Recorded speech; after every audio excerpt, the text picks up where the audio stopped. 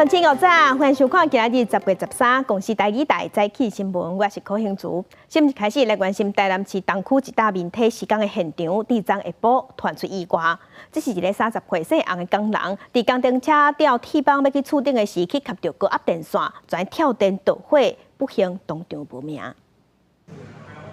办事到1点58分，台南市东区一条正围巷仔内面一间明体，伫咧做吊挂铁板作业时阵发生意外。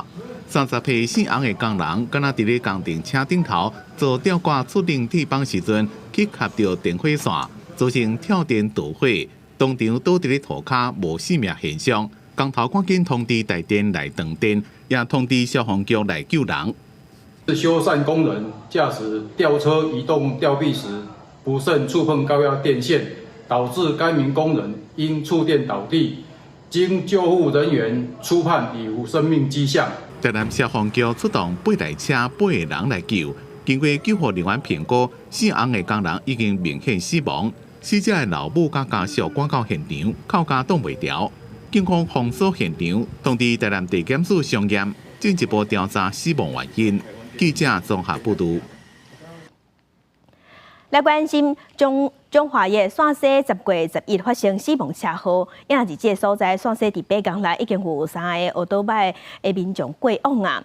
台湾交通安全协会是表示，除了骑车、赛车的习惯以外，交通动线伫遮嘛应该有改善的空间。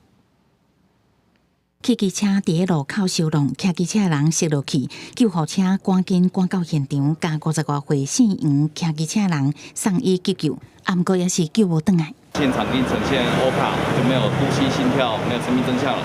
11早起8点左右，中华线西乡河线路甲线东路口，当时骑机车人行驶伫河线路由西往东的方向，刷甲长要转弯的汽车相撞。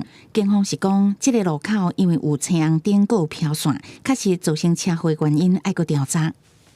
沿海地区的道路会比较人车比较少会比较宽广，所以行驶道路的时候也是要遵循号志不能横冲直撞的。不过，除了这件死亡车祸，中华线西最近交通事故，沿海路甲河洛路嘛发生汽机车交通意外，姓骑机车人送医急救了后，20月初4宣告死亡。初5小犬风台来的时阵，2个民众骑一台机车经过沿海路的时阵，弄到叫强风扣来路中央的床珠啊，造成4个骑机车人死亡。短8天就造成3人因为交通事故死亡。到现场去会勘，然后就我们交通工程的部分，标志、标线跟号志这3个部分是为主要。累积经验久了，发生了越来越多次这种停了红灯，但是却一台车都没有的状况。久了之后呢，大家也会对这个红绿灯失去信心。在高速的这个干道上面呢，被这种横向的巷子一直交叉的时候呢，其实并不是一个理想的设计状态。台湾交通安全协会表示，伫路跨车少的庄卡，也是郊区道路，用路人较会无注意青红灯，也是飘线，而且大路甲细条路的动线爱搁检讨，才会当避免这么侪意外。记者综合报道。当在关心天气，今仔日天气和昨昏是差不多的，地质方面的水汽会渐渐减少，天气会感觉较秋晴。咱同齐来看云图。今仔日伫东半部山区云会较高，有机会会落局部阵雨。其他所在大部分拢是侪云到好天。各地气温是伫22度至24度，感觉较凉较舒适。日时的高温是伫27度至31度，早暗的温差会较大，所以乡亲若有出门爱会记得擦衫。另外，透早伫基隆北海岸东半部会落30雨，东部是爱细日过到了后的雷阵雨。天气是感觉愈来愈凉啊！今日下暗到明仔载，各地水汽会搁再减少。虽然咱来关心国道5号建摆拄着假日，拢会塞车。交通部当日评估讲，要甲国道5号设替代道路，是拍算要对台62线通过宜兰头城，才搁用高架道路来接国道5号。总共有通过，按算年底就报行政院来核定路线，上紧2026年会当发包。大车一台一台对高速道路来，这条台62线万里水滨线快速道路，伫水滨这边未来有可能继续一直顺到宜兰去。这是交通部计划打造的公路替代道路。计计划名是第62线随便延伸到宜兰头城，等待委外评估。起点对第62线的终点对宜兰方向接公路总长45公里，将为翡翠水库集水区。公路局讲会尽量减少环境的冲击。目前公路局正在进行可行研究，预计在今年年底可以完成期末报告，然后提送到交通部进行审查。那之后如果可行性研究完成之后，就会进行相关的中规跟环评。若是经国一对台北的二线接第62的延春段到头城，时间差不多要45分。目前延春段伫起点有2个方案，终点宜兰这边有3个方案。按算伫12月可行性评估每期报告都会出来。袂歹啊，安怎讲？啊，我袂晓塞车啊。你即摆会使讲本工哦，拢交4点5都逐工拢搭的。如果有替代都更好啊。把疏散这个车潮人潮。瑞芳一直到暖大华系统这边要汇入国一的部分，会车流增加。那对这个方面的影响，主要还是要靠国一大华系统到汐止这个路段的改善，才能去降低这个影响。基隆市政府交通署评估，目前是拄着假日，各位接第62线的大华系统嘛会塞车。那第62线穿过去，比作公路的替代道路，同款爱经过大华系统，恐惊同款会塞车，佫需要来进行配套。记者综合报道。来关心疫情过后，民众出门观光。不过呢，咱国内即马饭店、旅宿业者是欠工欠甲真吃力，欠卡手继续着起，这嘛影响咱国内的旅游市场。有风声讲，行政院拍算要开放，予旅宿业者会当请外籍移工。交通部已经有证实讲，观光署已经有提出方案。甲枕头巾、床巾拢换新，防务人员爱伫上短时间内，甲民众退房了的房间摒扫清气。疫后观光正热，不过国内旅宿欠工的问题也是无解决，连带地属业者供应量能不足，房间起价。即晚传出行政院计划开放旅宿业聘雇外国籍劳工。劳动部也希望说能维持国内的稳定就业了哈。比如说，他认为中高龄的这个市场哈，是不是也可以考虑哈？我想这部分我们就也跟劳动部讨论以后，再做最后的确认。根据观光署统计，目前旅宿欠工差不多8,000人，其中房务清洁欠5500人。有业者就讲，总共甲薪水为较早的27000至28000，调整为即卖至少3万起薪，各加奖金。不过，国内少年人甲中高龄的人也是无愿意做房务人员。因为部分星级饭店，一个房务人员平均都要摒扫13间，互大部分的人拢唔敢做。即摆来做有人力会当运用，当然会真赞同。补进来我觉得对于这个人力的填补会有相当大的注意。房务人员呢，现在普遍薪资待遇都已经提高了，比较重要的还是在于工作定义的内容，然后。培育的这个过程。不过学者认为，旅宿业招无员工上最大的问题也是薪水少。人家其他行业在缺工，也在加薪啊。你提高待遇以后，还是没有竞争优势嘛？过去一个铺床工可能只要铺10张床，现在可能要被迫铺到15张床。这时候纵使给你调薪调个2成，基本上那个还是没办法弥补工作负荷增加的这样的一个代价。观光署表示，针对旅宿开放移工已经提出初步方案，不过要由劳动部来做确认，包括开放人数、开放职缺、就业的年限等等，嘛爱兼顾袂去抢到本地就业，会持续收集各界所提供的专业意见，做进一步的讨论。记者综合报道。感乡亲同齐关心今仔日报纸的重点，咱先来看《中国时报》。台北加加有一个姓林的受刑人，想要伫明年1月13总统立委选举的时登票，封拒绝。伊再提起行政诉讼。台北高等行政法院伫昨昏裁定讲，桃园市的选委会伫官司也未确定进程，应该先伫台北加加内底设投票所，也是用其他的方法，互伊会当投票。这是咱台湾司法头一件允准受刑人会当伫加加内底投票的案例。要个中选会甲桃园市选委会拢讲会提出控告，嘛会想出研究应用办法。来关心联合报，公平会是宣布讲有条件通过台湾大哥大也佮有台湾之星的合并案，表示新的电信三雄的时代到位啊。台湾大是表示因要拼年底会当完成合并。继续关心自由时报，民党上新的年度所谓防卫报告内底是指出讲，咱台湾已经正做亚太地区和海客攻击热区排第2。指数南韩，在受攻击的120个国家当中，真侪拢是因为间谍活动所引起的攻击，影响力逐渐嘛继续的增加。继续关心，国民党的立委马文君防指控泄露唱水南的机密，国防部长邱国正昨日立法院进行报告的时，民进党团提出临时提案，因讲针对机密会议，未来是要求所有的人袂使揸手机啊和录影设备，相关的内容嘛袂使抄起来，嘛应该爱接受用电子探测器来检查身躯，而且全部拢爱签保密切结书。好。请按静音哦，不然等一下那边很吵。把手机放伫演技场保管，个必须签切结书，立委才会当进入议场，落实保密原则。国民党立委马文君更任江南泄露秘密案，国防部长邱国正12到立法院备询，民进党立委罗致政临时提案，要求机密会议所有参加会议的人员，袂使揸手机啊、录影器材这通讯设备，袂使抄录机密内容炸出境外，而且应该接受驻京人员用电子探测检查，搁签保密切结书。互人解读是马文君的条款。国民党陈以信认为临时提案要强行通过，这是违反程序。民进党王定宇电脑考试陈以信护航马文君，双方一直在论战。我要求在这个地方加入第4项，所有与会人员不应该在脸书或个人社群媒体公开机密会议的内容。王定宇，我就说你今天的重点，我告诉你们不应。我要求加入大嘴巴条款。民进党团总调郭建明加国民党团总调詹明忠达成共识，就议会各委员会的保密规定，要进行调研协商。不过台海情势正紧张，国防报告强军加强扰台次数。强基去年每个月扰台280多台，今年增加到每个月380多台。每天从早到晚没有停过，好吧？我们并不抱着很乐观或者极度悲观。邱国正表示，中共想要加兵力范围突破第2岛链，嘛加速第3只航南福建号海市。另外，以巴冲突愈来愈激烈，以色列点现48点钟动员30万的后备军人，咱国军敢有法度有同款的能力呢？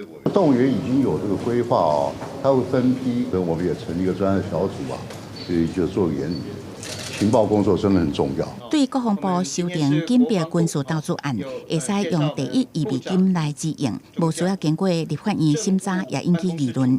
邱国正是讲，动用必须得到行政院核定，立法院若是感觉有问题，会当转做审查，袂趁机会要通过。记者综合报道。中研院伫最近有推出那亲像 ChatGPT 同款的语言模型 CKIP， 所有网友即马是发现讲，中研院这套系统是使用中国的资料库，所以对提出问题引出来的拢是中国的观点。这个语言模型即马已经赶紧互摕落来啊！中研院院长廖准智是表示，研究员是想要赶紧完成，才会去用到中国的资料库。未来政府会成立 AI 的风险研究小组，来避免这款情形搁发生。点开中研院推出的繁体中文大型语言模型 CKIP， 范例内底显示，会当了解22K 是啥物，也会当写出各种文案。不过网友实际去测量，煞出现这情况。询问国家、国会加国官，全部拢是中国资讯。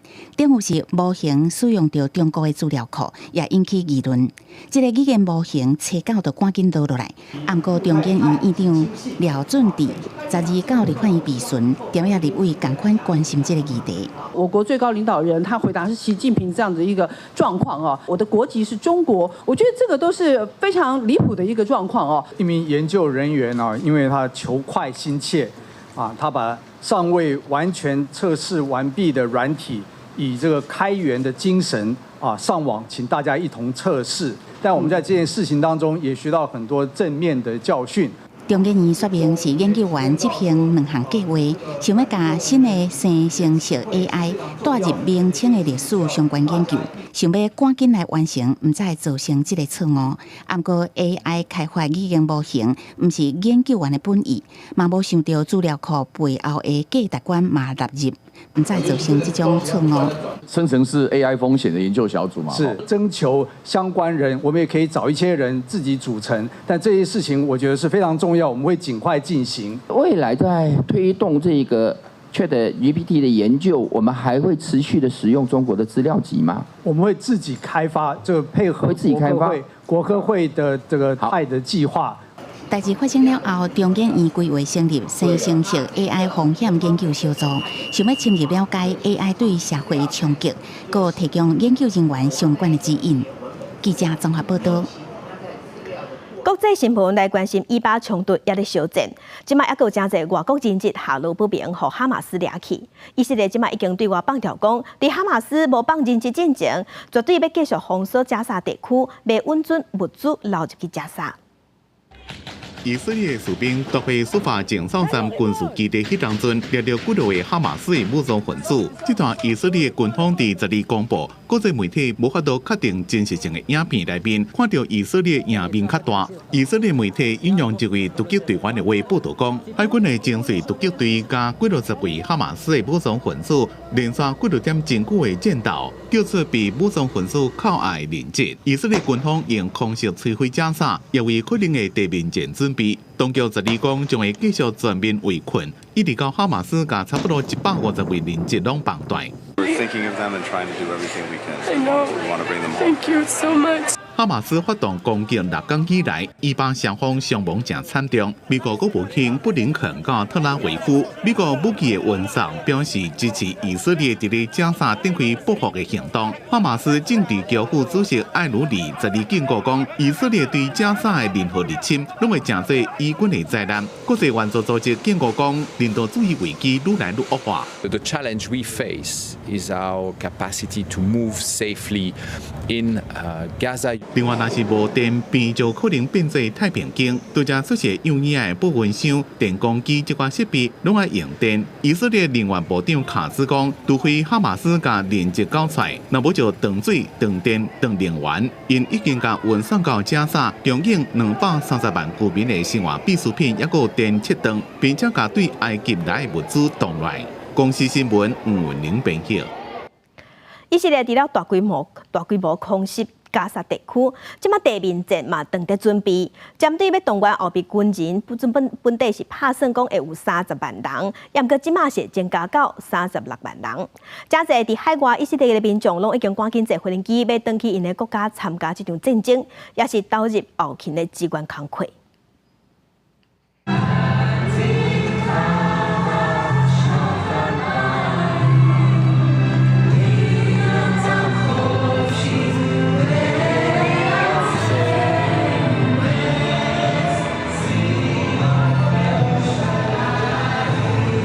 以色列中部都市火龙真侪人伫家己厝内阳台对音乐唱叫做希望的以色列国歌。当然，爱国心不止表现伫唱国歌，也表现伫真侪辱华以色列民众行动上。1948年建国了后，几啊摆中东战争，拢有不少海外以色列侨民，或者是有亲友住伫以色列民众，无过真好生活，等于故乡换军号，捍卫国歌当中，迄个犹太人2000年来希望所系土地。We have an amazing life here. Look at the weather, look at the waves.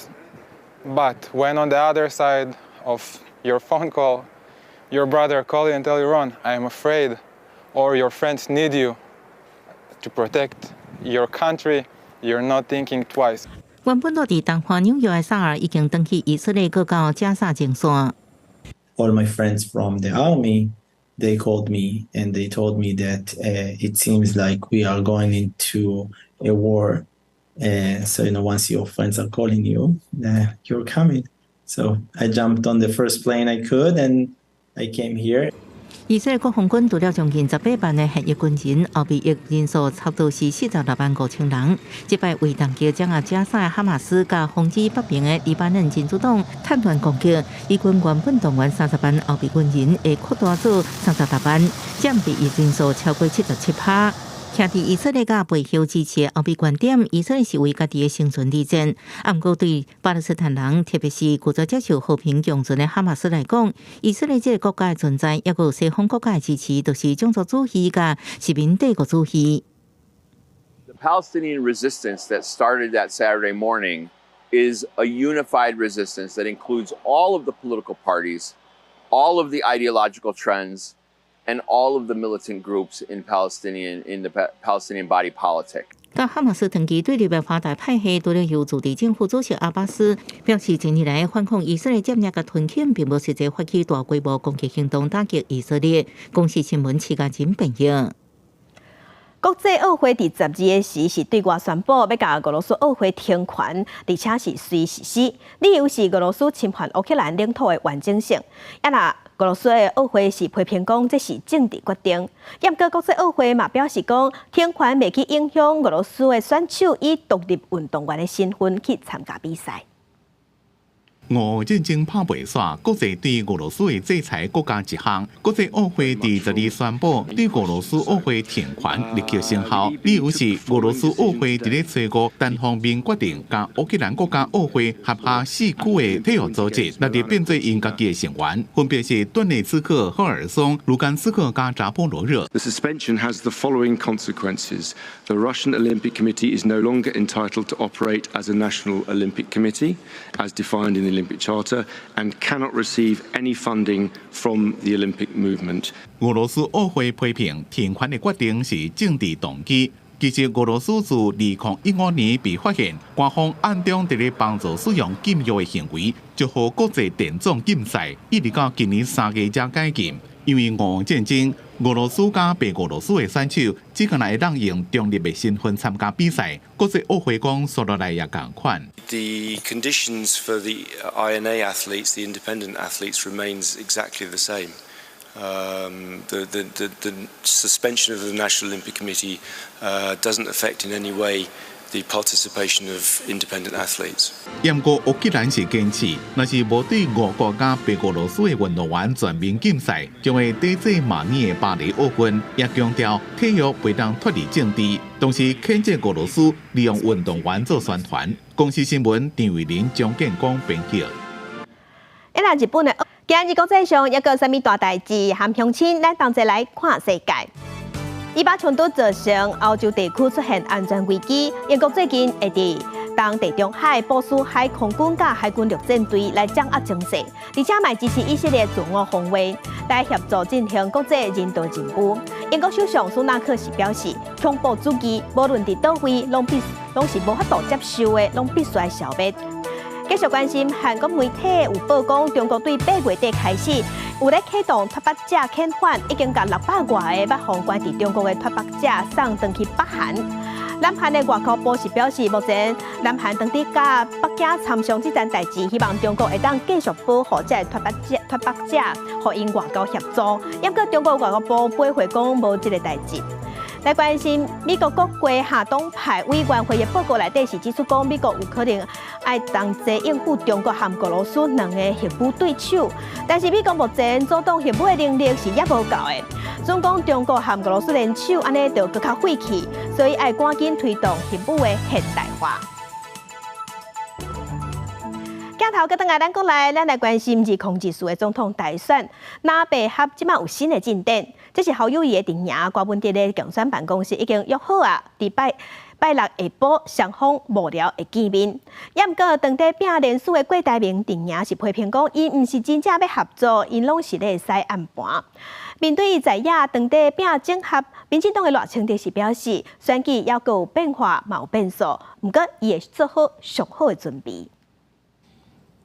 國民黨總統參選人侯友宜競辦第拜3，向民眾黨總統參選人郭文泰來競辦。等出南北合會前會5個見面的時間點了後，雙方是確定10月14下晡2點半。郭陣營是競選總幹事吳珊珊，郭辦的主任周如秀代表，和後競辦執行長金寶聰、國民黨秘書長吳建廷見面來協商。會議前後攏會開記者會，避免爭議。會議專程錄影。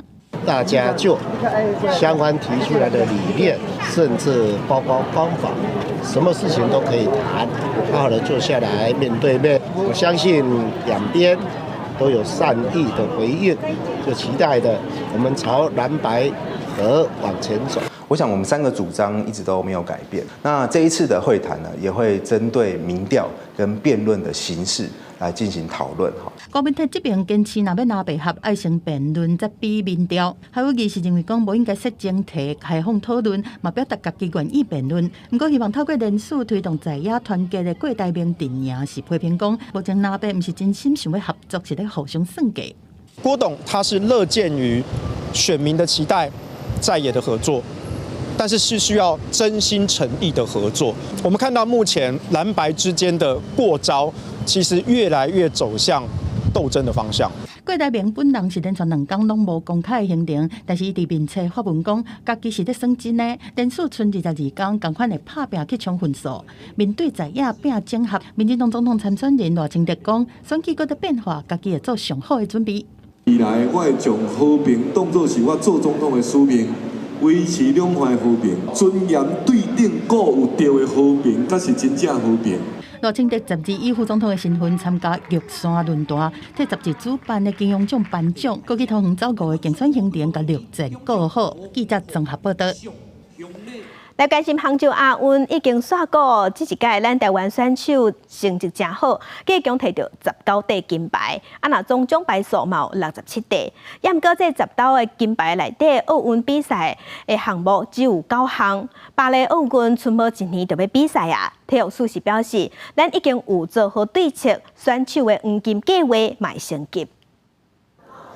总统蔡文伫总统府接见杭州亚运代表团，不止伊一点上个俄罗选手的努力点到家己，鼓励个人，更是规个台湾社会珍贵的资产。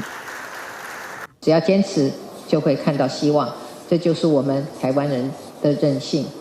那就如同拳击赖祖文选手所说的，做自己的太阳，成为别人的光，别人又可以当下一个人的太阳。第4摆参加亚运，杨卓涵伫轻艇急流标杆逆转摕金牌，因为轻艇是奥运项目，为协助伊出国摕到奥运资格，黄金计划2.0版会为第5级提升到第2级。使用的经费其实还蛮大的，因为像我们国内其实没有场地，那一定都要去国外人工场地，然后做移训的话，那花费其实也很大。变成第2级的话，我相信会有更多资源花在我们身上，我们的成绩会更好。亚运表现真赞，黄金计划马上升级，女子破庆谷57公斤级金牌林玉婷，为不是黄金计划少年选手请兵演出国竞资格。应该多给予他们更多的机会，然后参与一些这种大赛的赛事，累积一点经验。那这次没有拿到资格没有关系，我们下一次就是才有办法拿到嘛。体育署解释，黄金计划锁定参加奥运选手，其他选手是专案合作。不过未来会建立推荐制度，将更较侪优秀选手达到第5级，针对职业选手也提出另外一个版本的黄金计划。潘正崇、高尔夫3次铜牌，他也表明了他希望再战一次巴黎奥运。那虽然是职业选手，我这边也希望国训中心有另外一个版本的职业版的黄金计划。体育署强调，巴黎奥运无甲1年支持后勤的策略，国训中心甲运科中心的合作，爱赶紧来运行。记者综合报道。102005前2摆红，咱台湾嘛推出讲，伫2030年，咱要减碳减排24%这个目标。今年2月的时，咱已经为实施气候变迁因应法，加做要达成这个目标重要的指标。减碳是需要透过多元的方式来实施，所以昨天环境部阁推出2个主法，要来规定事业碳排点换，也阁交易的规则。走向2050年净零碳排气候变迁署拜示的时，公布第4、第5项减碳主法，内容包括事业会当透过种树啊这款通移除碳，也是使用再生能源这款减少碳的手段，家己减碳得到碳权。若是有其他事业因为高碳排需要碳权小度，就通向这寡事业买，也是透过其他民间减碳来源抵换。你每淘汰一辆老旧机车为电动机车，会有2.3公吨的减碳效益。那像现在竹科的话，就去以一辆摩托车的汰换，它出资1500块。来作为这个鼓励奖励民众，那民众就等于把这个2.3公吨的减碳效益呢，就卖给这个出资的这个环评的这个开发单位。气候变迁因印法规定，若事业减排措施达成标准，就通有碳费的汇率优惠。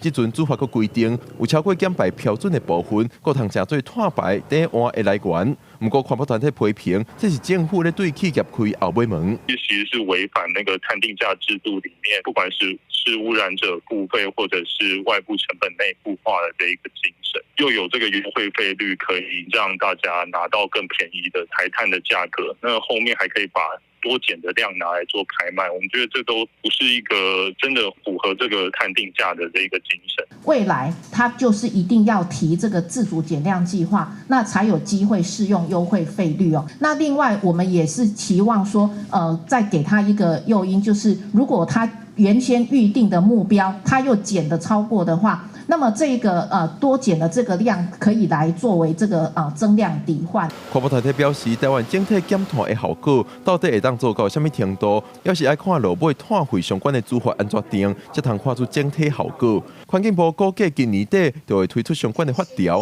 ，2024年台湾就会进入碳排有价的时代。记者郭文条随台北报道。在地新闻来镜头来高雄，高雄有2个查甫民众因伫厝内饲4只猫仔，年初时因为主人去北部耍，猫仔留伫厝内，结果这猫仔是无细去饲到电子炉的开关，全导火烧厝。虽讲大楼的泉水系统有水喷水，也毋过嘛有造成大楼电梯害去。2个民众嘛向移送法办，即马已经互检方起诉。猫仔将轻纱会当为灶骹遮尔悬的所在跳落来，伫高雄有2名查某因做伙饲4只猫仔。今年1月，主人到北部耍，厝内底猫仔煞饲到电磁炉开关来引起火警，好在在大楼后水系统启动，才无造成较大伤害。不过煞害大楼4台电梯都歹去，共一栋大楼的住户是食不满。上面有一个，它上面是没有炉具，但是它上面有一个板子，但不确定它是不是一个隔热加热板。那有些人可能为了不要让就是换大量的锅具，所以他可能下面买一个比较便宜的一个导热板，连它的那个钢索都泡水，就是会有锈蚀的问题。一些电子的设备，它那个都不防水，一碰到水就需要换掉。经过住户实际试验，因为即马 IH 炉拢是做感应的面板，有温度的狗仔甲猫仔确实真简单，就会饲到开关。即马小家庭愈来愈多，真侪民众拢会选择 IH 炉来使用。电器业者就提醒民众，使用煞爱会记将插头拔起来，才袂发生事故。除非你每次用完就是要拔插头，拔插头。对，除了这样子，对，只能这样而已。像这种的话，你没有拔插头，你不会小心按到开的话，它这边你没有放不锈钢的上去，它是不会热的。对，它不会任何启动，它只会那边哔哔哔而已。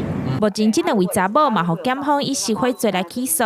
虽然即马大楼2台电梯处理煞，不过阁有2台歹去，大楼管委会当咧甲住户继续协调处理。记者钟义辉、邱兆勇高雄报道。现在是没有东西。伊若台北真侪所在，拢会当看到规大阵粉鸟啊。事实上，伫公园内底饲野生的粉鸟啊是违法的。也过过去防法的案件无济，3年外竟然是无到10件。这的粉鸟啊四界飞，鸟仔屎着乌白棒嘛，造成一寡民众的困扰。所以动保处有分互民众防鸟贼。也过呢，这是要互粉鸟啊唔敢来挖。过即马像批评讲效果有限，颠倒去伤害着猫仔狗仔。一只搁一只，遮尔侪粉鸟飞来飞去，吵甲社区居民是真艰苦。4点钟了就开始咕咕咕咕了，真困袂好势。涂骹、河边拢是粉鸟屎，台北市真侪所在生活拢受影响。动保处发防鸟市，无要互这粉鸟真做问题。他发给我们100个，我们有请里民来领取，可是呢，成果不怎么样。我不会放啊，因为好像蛮尖锐的。然后猫咪呀、一些小动物可能会不小心弄伤。不止成效问题，有里民唔敢用，放伫后边厝顶阳台，都惊高雄其他小动物。有民代质疑，市府处理粉鸟态度最发酵消极，点名动保处设计劝导卖接触、卖分停、卖延期。公园者定所公园处处理无够力，违法饲粉鸟爱罚，近3年拢是个位数。我们的驻卫警同仁，他们都穿制服，他们其实到的时候，他们就会走。追緝的部分会变得说，会抓不到行为人。基本上我们是做宣导的角色，那我们会宣导教育民众说要如何正确的跟动物相处。目前的话，我们还是提供就是诱捕鸽笼，但是您也知道，就是这种事情就是治标不治本。亲像台湾新民公园、干道宫、民权大桥、中正纪念堂，这些所在社区徛家农家困扰，要改善混扰问题，恐惊不是靠款刀就能解决。因为反红鸟市也引起互相的讨论。记者综合报道。因为着要守护宠物动物盘的健康，新德县的防疫所有提供600剂的小狗病的预防针，互民众带出来的猫仔狗仔免费去注射，而且伫现场可以当免费去完成宠物的登记甲注晶片，安尼动物的主人上济就会当省1000多块。透早时间也未到，防疫所门口就已经不少人带着厝内宠物咧排队，要来注小狗症预防针。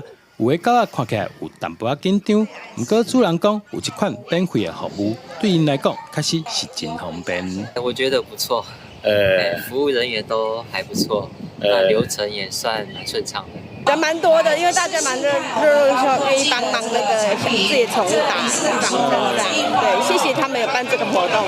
新德县动物保护防疫所建议大家，厝内有3个月以上的狗仔、猫仔，逐年一定要注小狗症预防针。无论是对宠物健康，也是人的安全，拢是非常重要的代志。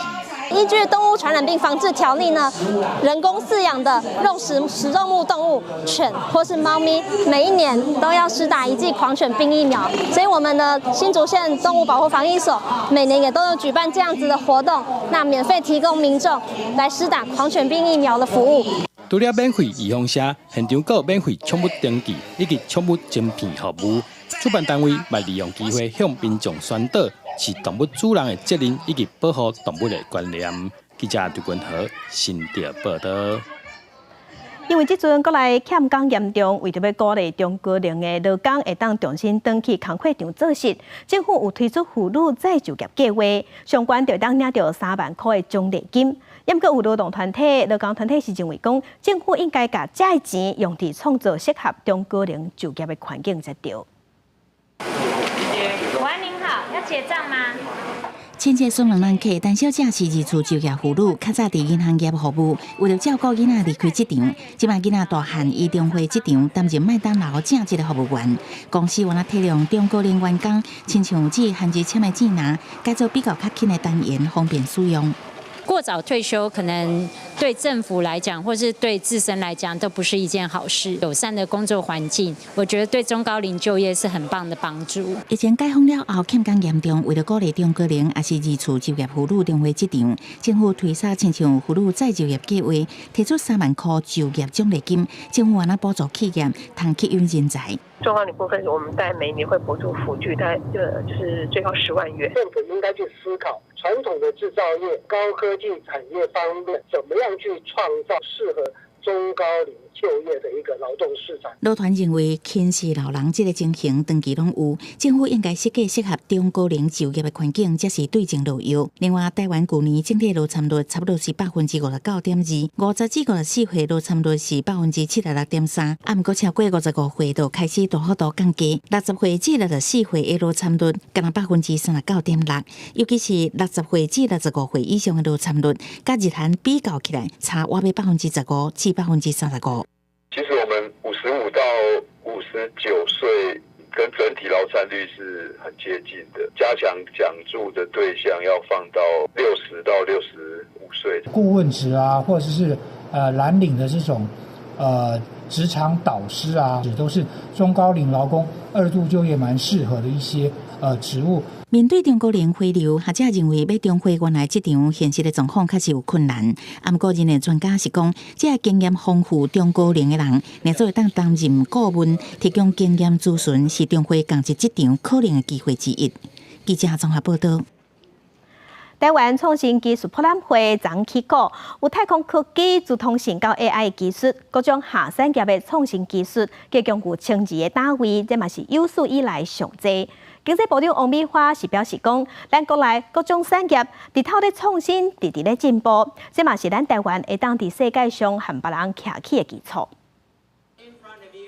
台湾创新技术博览会第12期过，由政府11个部会联合主办。今年会期23个发明参与的企业甲学术单位，计共有1200个单位是历来上侪的一届。这也显示国内外对创新发明的重视。现场按太空科技、自动性到 AI 技术，各种下产业的创新科技拢有。经济部部长王美花就讲，创新也是台湾会当伫世界徛起的基础。台湾没有天然资源，所以台湾人非常清楚，除了创新，台湾没有第二条路。这个也是台湾今天在国际上可以立足的一个重要的因素。这几年来，伫国际上当前的 AI 科技，嘛是这届重点之一。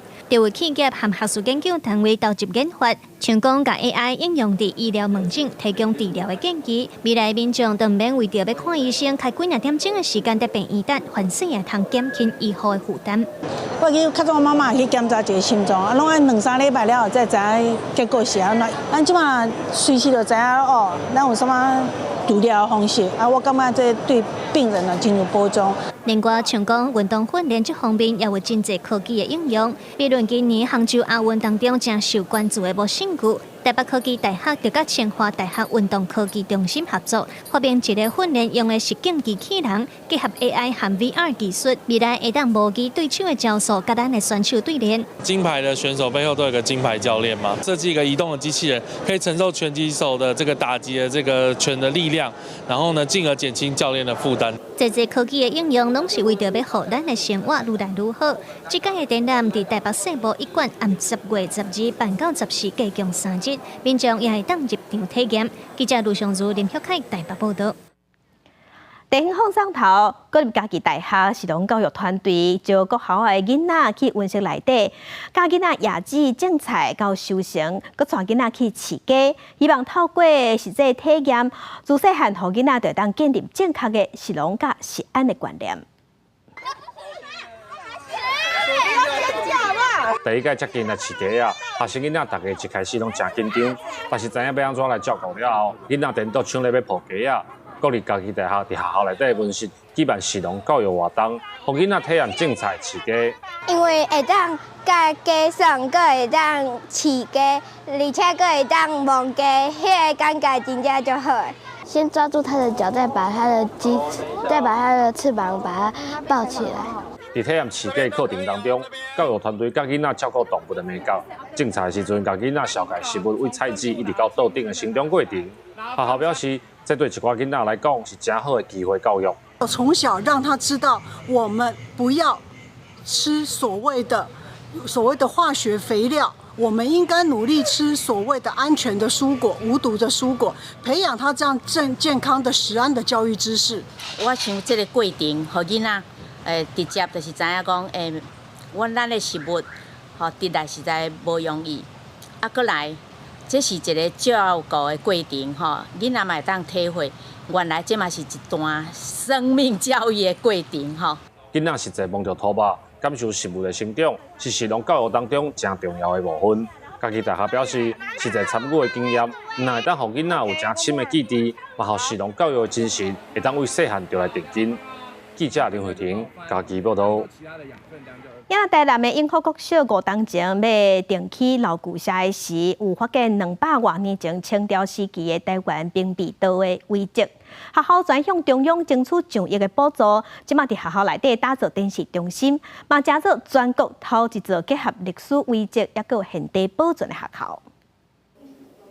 今仔甲大家小解这的历史文物，下底面红色砖仔是清代官署建筑所留落来，那朴色的砖仔是日本时代的。对室内延伸到室外有无共大小色水的文物，无讲掠准是博物馆，不过这煞是伫咧校园内。台南永福国小有全国唯一一间现地保留历史遗迹的校舍，10月开幕启用，囡仔就亲像伫咧博物馆上课。最喜欢就是被高温烧融用的器具。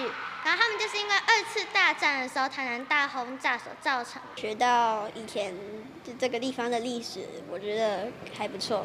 永和国小进行是台湾兵备导数，这是200多年前全台上悬的行政机关。学校是伫咧5年前重建校舍，咧学的时意外发现有900件的文笔。包括里亚刻参日本时代徽仔，市府表示规划甲这成做校外教学重要的教育场所。另外，校方讲，伫咧校庭课程，伊嘛规划一套探索国内外建筑文物的课程。以前呢，我们只能在图片啊或文字所看到的历史呢，做一个近身的接触，感受到历史不是只是书上的知识，而是真实存在我们的生活当中。课程来进行一些推广，透过老师的讲解，在现场能够看到这些相关的一些遗构跟这个历史的一个故事。展示中心目前采驻文参观，校方表示未来会参文资处配合，培训文化导览志工，后续会结合导览员解说，让大家认捌珍贵的文化资产。记者李成武台南采访报道。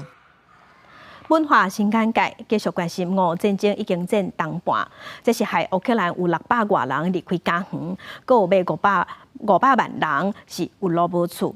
虽讲即马时间一个久，国际上对这场战争的关心哪亲像有愈来愈少，也毋过伫当地原来有咱台湾的少年人伫乌克兰做人道救援。明仔暗7点半，青春咱的网要带乡亲，咱来了解这场战争，甲会晓台湾少年家什么款启示。战争爆发了后，伫乌克兰境内，空袭警报随时拢有可能会弹起来。全国会当讲是无一个安全的所在，真侪居民的家园受到攻击。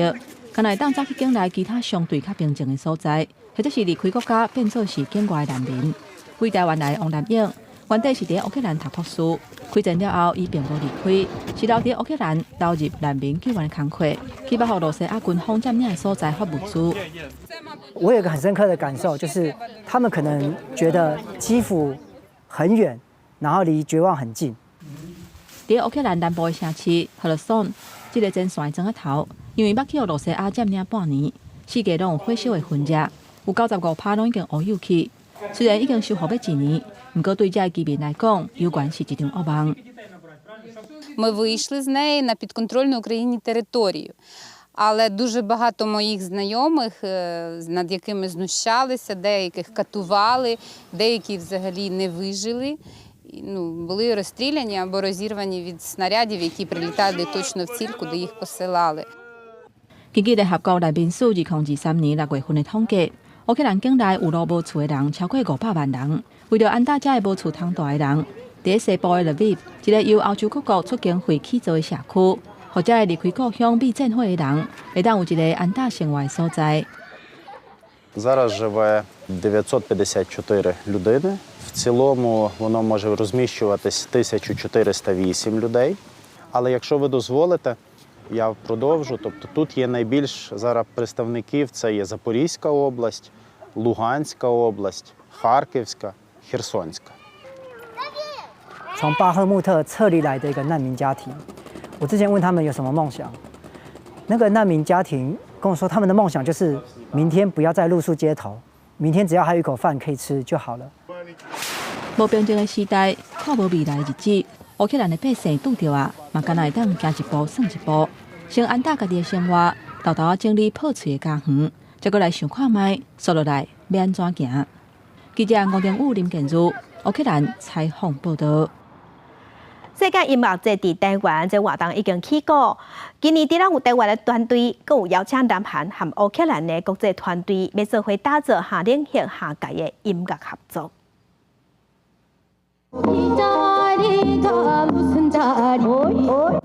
使用传统加西乐器，演出真有特色的音乐气氛，真创新，嘛强化传统音乐的特质。这是南韩团体 ADG7 的音乐表现。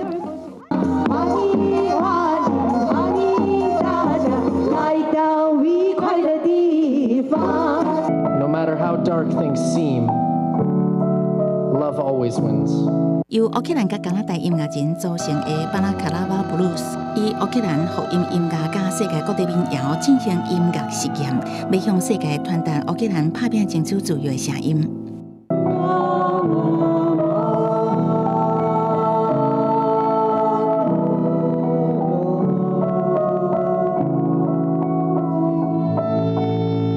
组重量级的国际音乐团体来台湾参加今年度的世界音乐节，在台湾，要让台湾民众无同的音乐享受。Showcase 的邀请国外团体来台湾展演，那很难得的是有50多个团体报名参加。当初举办世界音乐节初衷是让世界看见台湾，让台湾听见全世界，这样的梦想逐渐在落实中。当然，从以前的3天，我们延长到4天，当然卡斯也更坚强。这是一个建构台湾跟世界音乐的一个舞台。世界音乐节在台湾，今年是第7年，推出一款跨国跨领域的展演形态。除了音乐展演以外，也有讲座、商店加市集等活动，要打造全面性的音乐盛会。记者综合报道。